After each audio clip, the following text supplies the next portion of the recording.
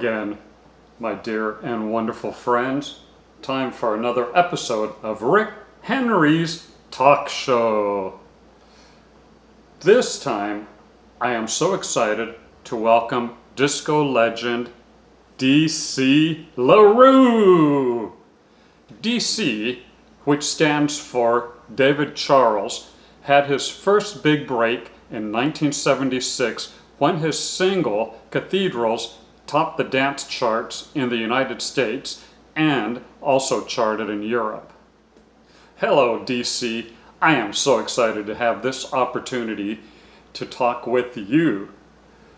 Thank you for doing this interview with me. Oh, my pleasure. Listen, at my advanced age, any kind of a chance to do an interview for posterity is, I just jump at the chance. So thank you for asking me. DC, I am always interested in finding out about a musician's roots. Who were your first favorite musicians? Well, my first favorite musicians, singers, songwriters, it's like a potpourri of a whole different thing. I grew up in Connecticut, late 50s, 60s, listening to my mom's music, which was Rosemary Clooney, Eddie Fisher, Doris Day, Billy Vaughn, instrumental stuff, very romantic, K-Star, Al Hibbler, and then I started listening to doo-wop out of New York City with Alan Freed and Tin Tin Winds, New York, and then Hound Dog Lorenz out of Buffalo, WKBW. I also listened to a little bit of R&B stuff out of Philadelphia, Jocko, if you remember him, Jocko, back in the late 50s, early 60s. And then I started listening to just like the top 40 stuff about 1959, 1960 out of WDRC out of Hartford and WPOP out of Hartford, both local Connecticut radio stations. I grew up in Connecticut. So when you say what's my first, I don't know. I love them all. What or who sparked your interest in disco? I was dancing. I was going out and I was dancing a lot.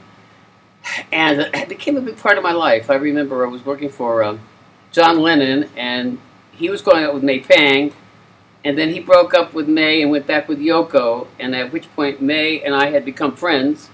And Tony King, who was working for John Lennon, who later went on to become a big disco promotion man, and Tony King and David Nutter, my friend David Nutter, whose brother Tommy Nutter did all the costumes and performances and clothing for the big rock groups, including the Beatles. There was quite a crowd. And we used to go dancing around the corner from my apartment at the Limelight and listen to David Rodriguez and play. And then we used to go here and there, and it became a part of my life. So your first single release, Honey Bear, was a one-off release for Kirshner Records in 1974. Tell me about this song. How did it come to life? Well, that was not my first single release. My first single release was in 1961-62 for ABC Paramount Records, and it was produced by Bob Crew.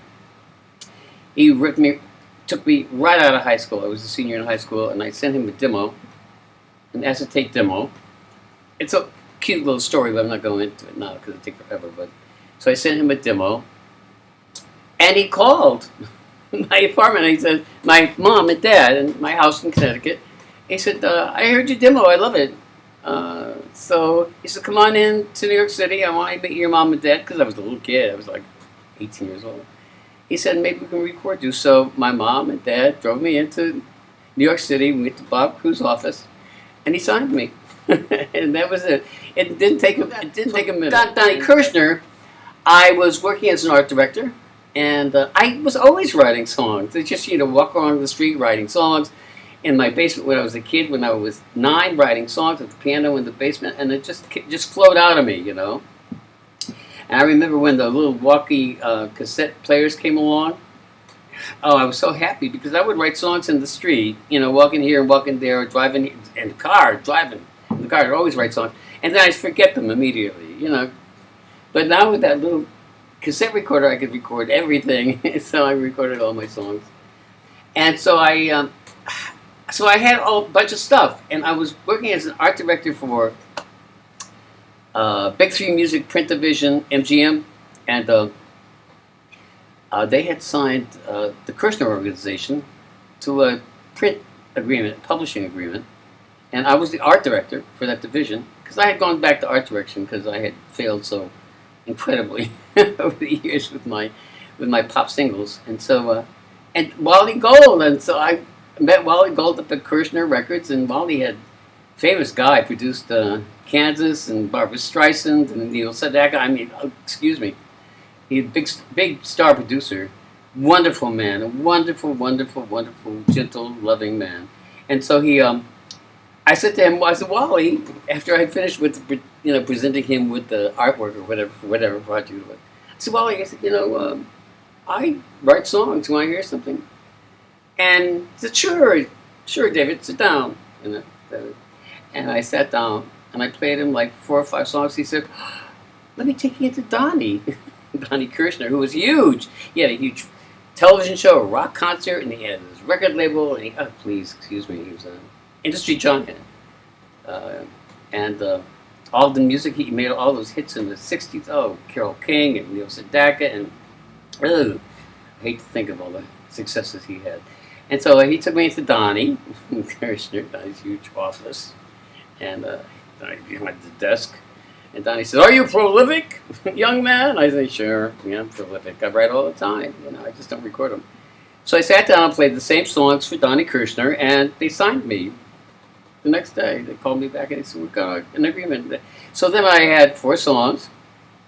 I had Honey Bear, I Had Better Get Back, I had Cold in Skota, and I had Marshmallow Chair. Now, all these 4 songs are going to be available on this new CD that's coming out in about 4 weeks, okay? So I'll keep checking my website because it'll be there.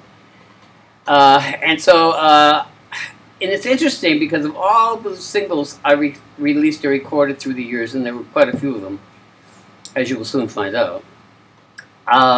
The stuff I did with Donnie Kirshner and the arranger Ron Frangipani, the best stuff I had ever done to date, to that point, to that juncture.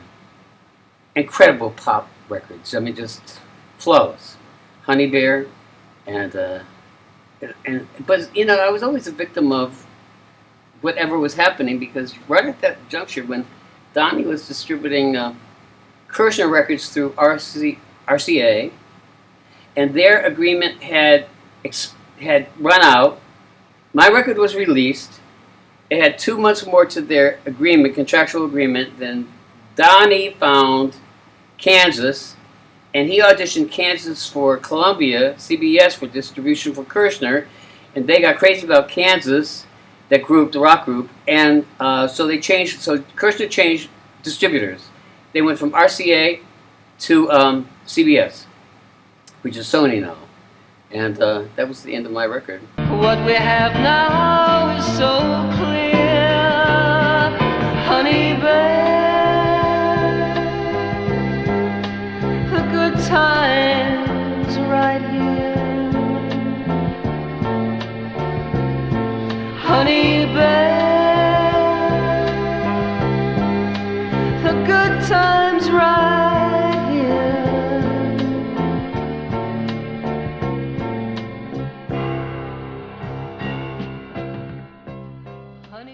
A few years later, you composed and produced the album Cathedrals, and it was a huge hit. Some call it a disco classic.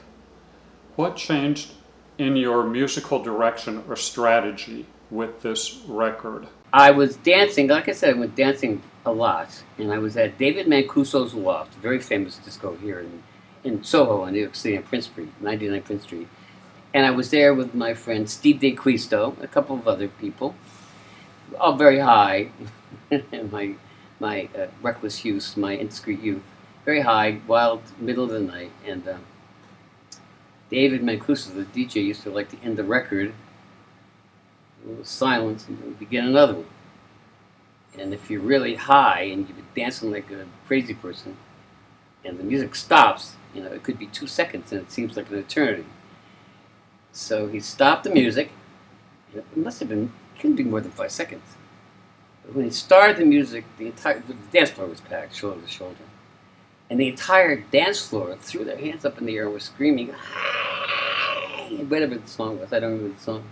And Steve D'Acquisto turned to me and threw his hands up in the air, and he said, "David, this goes out of the cathedrals of now." And I said, sounds like a concept album to me. So I did it. They're in the dance halls, they're in the diners, they're in the streets. Where are they now? They're at the movies, they're in the barrooms. They could fill cathedrals. Cathedrals. They could fill cathedrals, baby.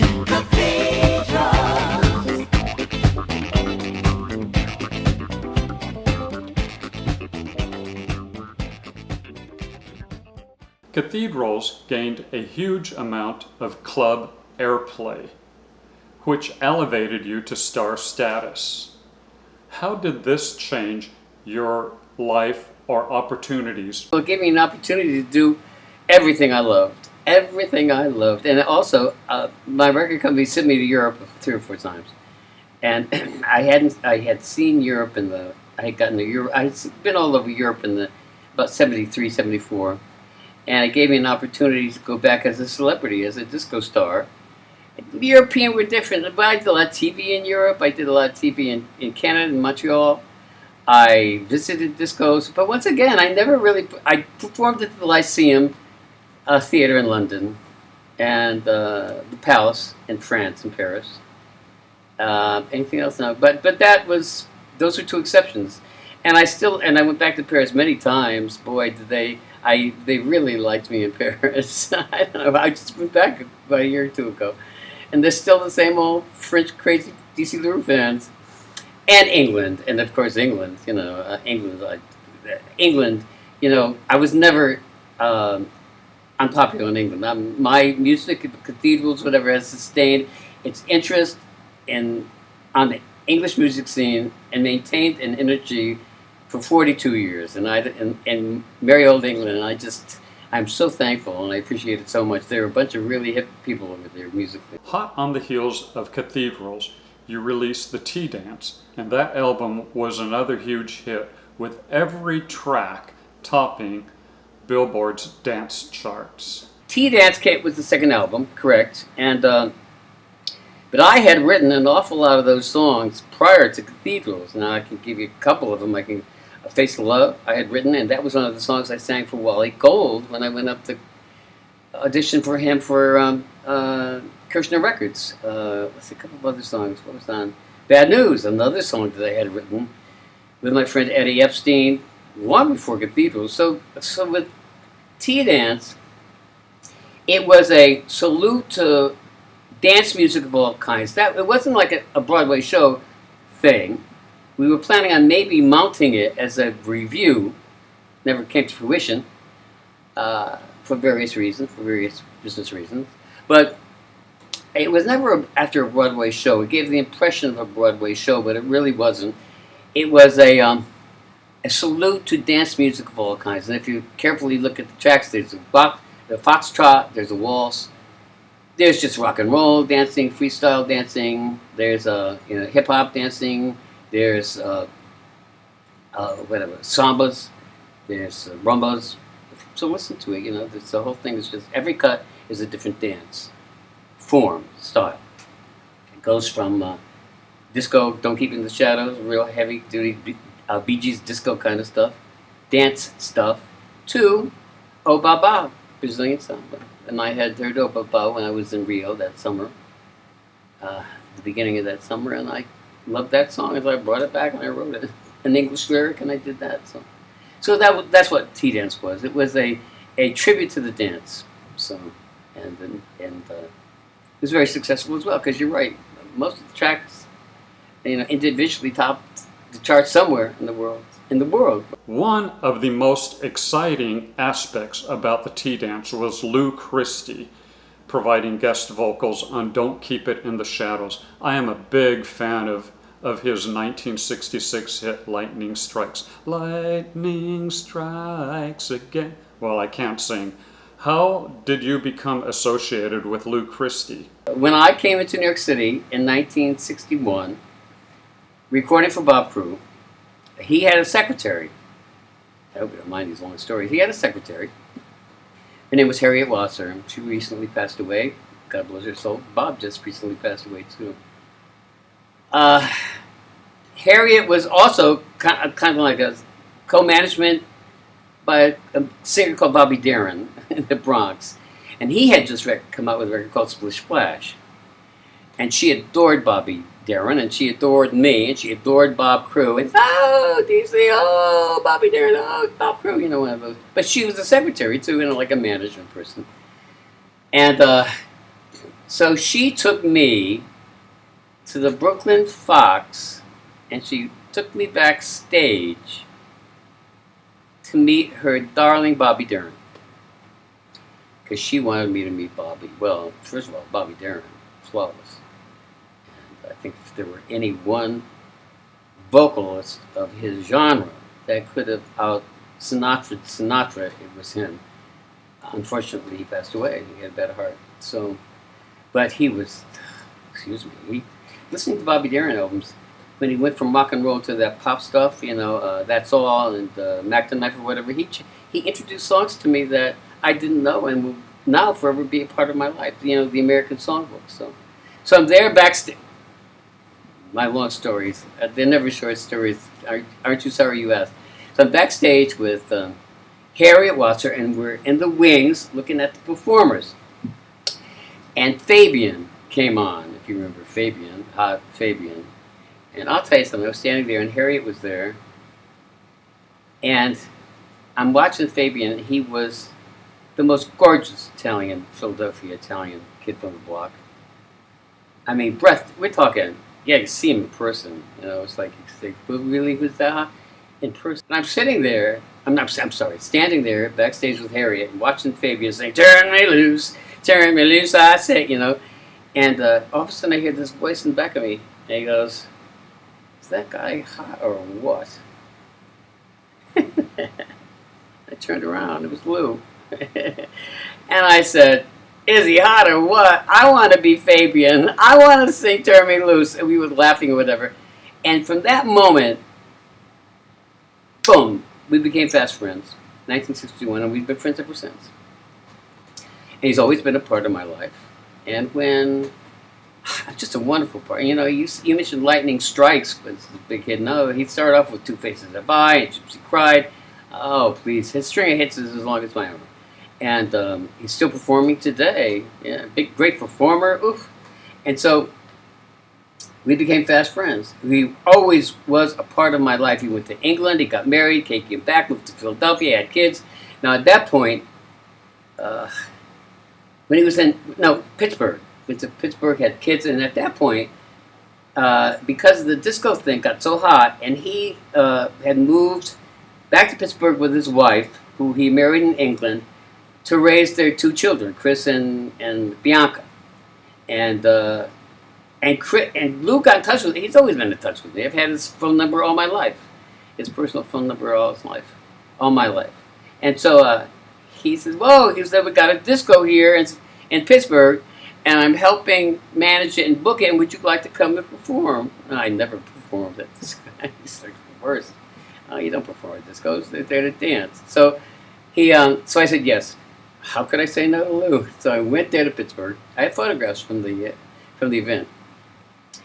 And I had just finished Cathedrals, and I was in the process of putting stuff together for T-Dance.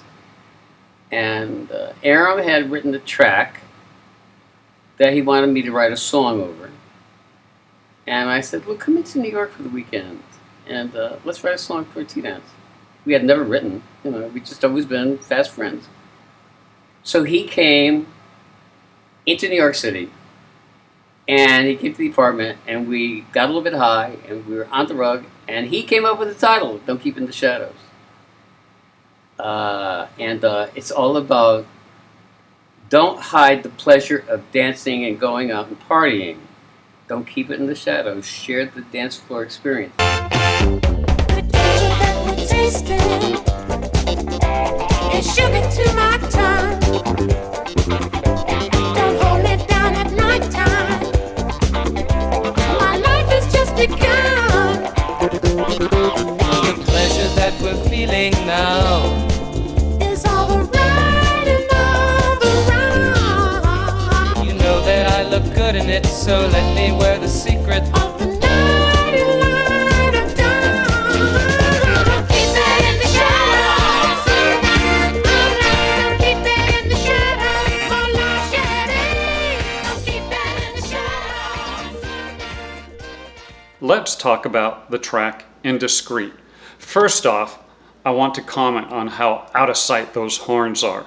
Excellent arrangement. Now, regarding the track, rapper Grandmaster Flash said it was the first hip-hop break he ever heard. He claims it was the start of all hip-hop and rap beats to come. Now, that was only in 1976. I don't think rap or hip-hop was even a thing back then. How did this come about? Was it intentional or simply a twist of fate? We went in to do a remix of Face of Love because I had come up with some remix ideas, and that was the beginning of remixes, so to do a 12-inch 45. And we were in the studio, and we had finished the remix. That was all we wanted to do. And so we went to the mastering lab, Sterling, and Jeff Docking was the name of the engineer. He's still around, I think. And I said to Aram, I said, let's do something with Indiscreet. You know, got two sides to this record, Aram. I said, let's do something, just, cut and paste, like we cut and paste. And Aram said, oh, all right. Now, I had heard in my head for a long time, there was a little break. It was like 4 bars, 8 bars. And it would get me crazy all the time when I was at home listening to Indiscreet. And I'd say, oh, that should be longer, that should be longer, that should be longer. So here we are, spur of the moment, and I said, let's make that break longer. That's the hip-hop break. Now it's referred to as hip-hop break. At the time, there were no hip-hop breaks. So we put it together. Oh, it took us a long time. Because you'd have to copy the tape and splice it and tape it and then copy it and splice it and take it and play it. And it was like, oh, it took forever. It wasn't like it is now. It just was all analog, and it was the tape, and you'd have to put it on the thing with the razor blade, cut it, and just put it together with this tape. You have to be so careful. Oh, it took forever. And they took what amounted to, 15 seconds of track. That's all it was. And we extended it like a couple of minutes. So it went out. Limited edition 2000. Hand numbers. I numbered them by hand with one of those little stamps. And I had Roy B., disco promotion man Roy B., and Steve D'Acquisto, who they both serviced the record pools up at the label of the Pyramid Roulette. And they just took the 12-inch Indiscreet to the record pools. Now, it took about a minute, because nobody had heard anything like it. Nobody had anything like it. And then how it got into downstairs, it got into all the record stores that, under the counter, because it was not for sale, the record stores that sold to the hip-hop DJs at the time. The 45s, they were in the 7/8s, big holes in the like that. And but this was a 12-inch 45, and then all of a sudden, like you're right, Grandmaster Flash, and oh please, you name it. I Can't Brother Theodore and Buster Rhyme, all of them. Puff Daddy, I mean, they all, listen, Jay-Z, spinning my own Indiscreet records. And it was one of the first 2 or 3 hip-hop breaks on the planet, in the world. Before there were hip-hop breaks, it was one or two. The Funky Drummer, the James Brown record, that was considered a hip-hop break, a couple of them. But Indiscreet was primary, the brand new kind of like fresh hip-hop break. The break dancers, the kids that used to dance, break dance or whatever on TV and whatever in the streets, on the corners, all Indiscreet. And it was huge. just huge, and they were bootlegs. Oh my God! Every company, they're pressing clear vinyl bootlegs, and Delight did a bootleg, and it was shameful because it was shameful because I never made money on it because all the records that it sold and it became so successful. They were all bootlegs under the counters because it was never released commercially, and it made a fortune for whoever was selling it and pressing it up. But I wasn't pressing it up, and it wasn't being sold with my advantage in mind. So they just were making money, but it just took off like a gun. And that record, I'll tell you, the hip hop community, I love those guys. They're right beside me, never let me down. They have been my most stalwart fans through the years. They have never forgotten. They've always been there for me. And when they see me, they treat me like I am gold, the golden boy, of hip hop. I'm serious, and I love them. I love all of them.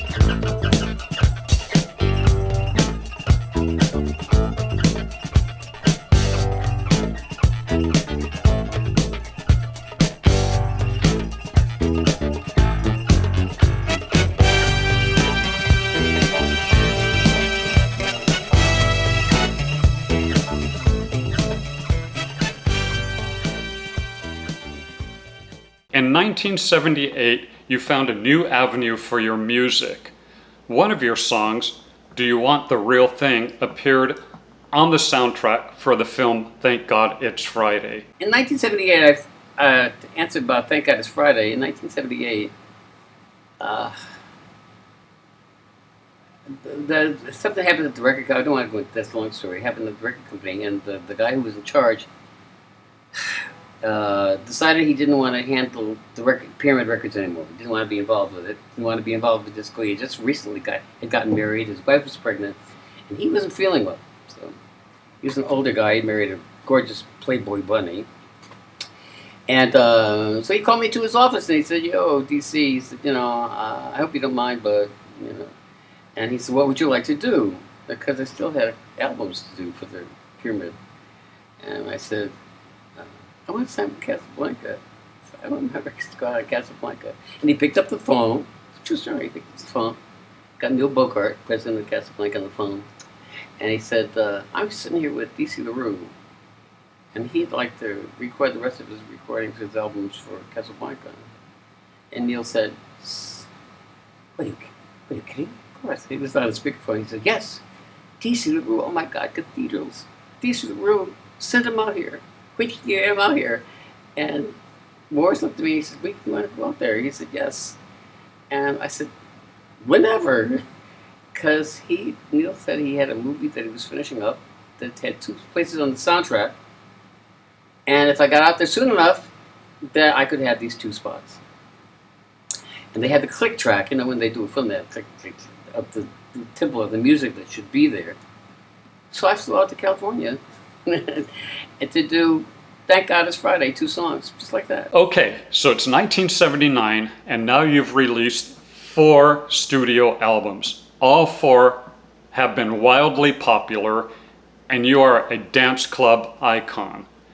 In this year, you received the compliment of compliments when Grace Jones recorded your song On Your Knees, which you co-wrote with Jerry Corbetta, another topic we'll get to later.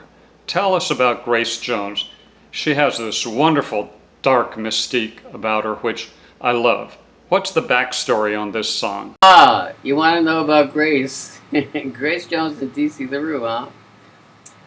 Well, I met Grace at a birthday party.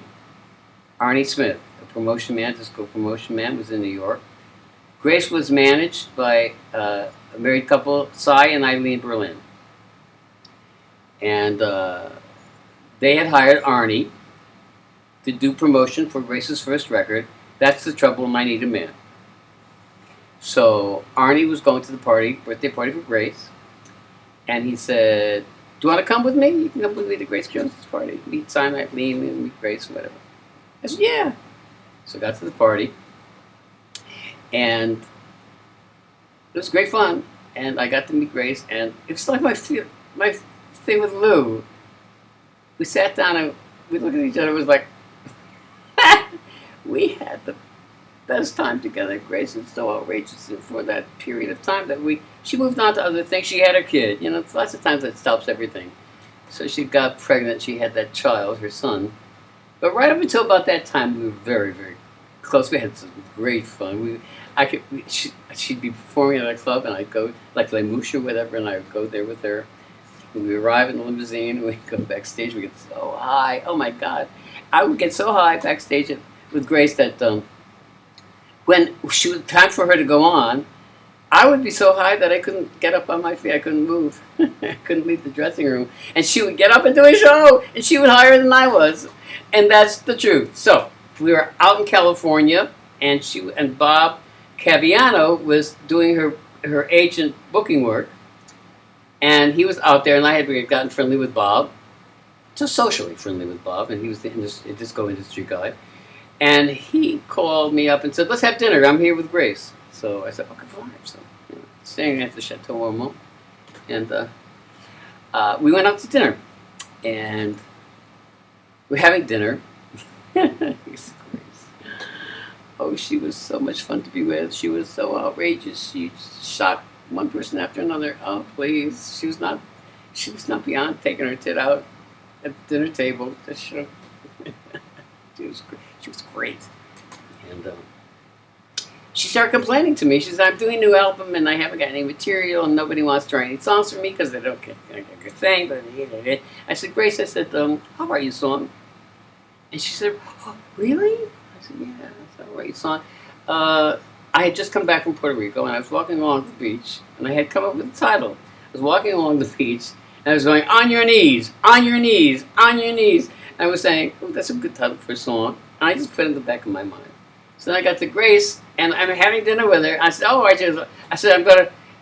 give you the title. And she said, "What?" I said, "On your knees." I hadn't even written it yet. And she said, "If you write it, I'll record it." Okay. So then I was out there. I didn't have a piano, and I usually write by myself in my apartment with the piano, and I didn't have a piano. I didn't have a keyboard. But I knew Jerry Corbetta, who was the lead singer of Sugarloaf, and they had all those hits with that rock group Sugarloaf. And I called him up. I said, "Jerry," I said, "I'm out here in Los Angeles. You sweetheart, you." And I said, "I want to sit down and write a song for Grace Jones with somebody who's got a keyboard."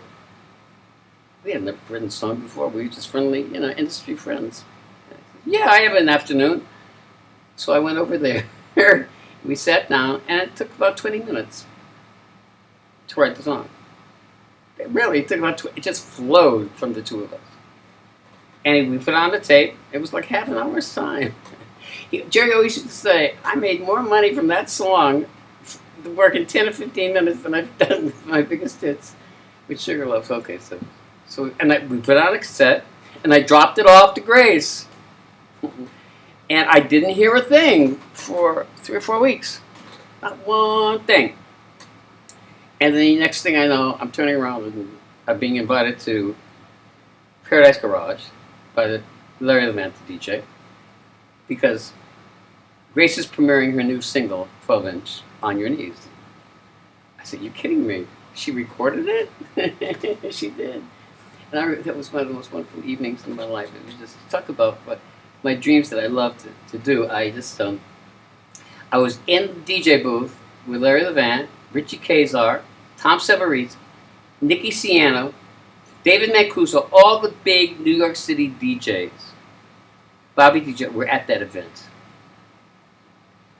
And I crawled into that DJ booth. I told you earlier what my joys were, being a disco icon.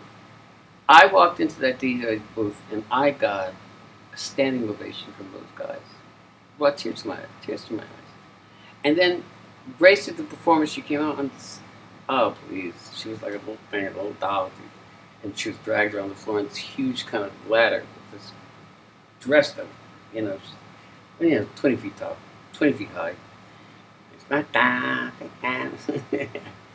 it was the most wonderful evening. Someone was going to see. I wish I could go back. And it was thrilling, and it was a big hit. Okay, let's fast forward to 2012. This time, you've provided lead vocals for the song More Things Change, featured on producer Jimmy Michaels' album of the same name. By the way, I'll be interviewing Jimmy next month. Tell us about this recording. Recording is that I became friendly with Jimmy Michaels in the process of having my Disco Juice radio show. I used to play all his edits. Wonderful man, very talented man. And he said to me, he just sent me an email, and he said, I have a track here. Would you like to put a lyric on and write a song to it? Now, I had I had vowed I'd never record again.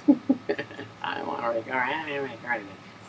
But he sent me the track, and I liked it. And it had a strange sound to it. And so I took it here into the studio. I wrote a song over it. It didn't take me a very long time.